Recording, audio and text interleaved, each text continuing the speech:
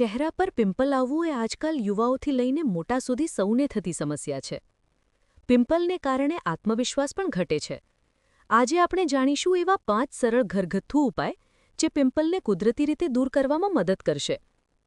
1 ચમચી હળદર પાવડરમાં 1 ચમચી મધ મિક્સ કરી પિમ્પલ પર લગાવો.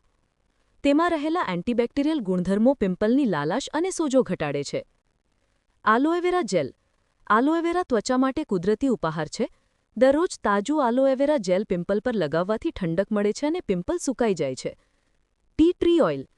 ટી ટ્રી ઓઇલમાં રહેલા એન્ટિસેપ્ટિક તત્વો પિમ્પલના જીવાણુઓને નાશ કરે છે. 2 થી 3 ટીપા ટી ટ્રી ઓઇલ કપાસમાં લઈને સીધા પિમ્પલ પર લગાવો. Lemon juice. લીંબુનો રસ ત્વચાના તેલને ઘટાડે છે અને પિમ્પલ સુકાવે છે. કપાસથી સીધો જ રસ પિમ્પલ પર લગાવો, પણ સંવેદનશીલ ત્વચા હોય તો પાણી સાથે મિક્સ કરો. બેસન અને ગુલાબજળ પેક. 1 ચમચી બેસનમાં ગુલાબજળ મિક્સ કરી પેસ્ટ બનાવો. ચહેરા પર લગાવી 15 મિનિટ રાખો અને પછી ધોઈ નાખો. તે ત્વચામાંથી વધારાનું તેલ દૂર કરી પિમ્પલ ઓછું કરે છે. Lifestyle tips. પૂરતું પાણી પીવો. દિવસે ઓછામાં ઓછા 7 થી 8 ગ્લાસ.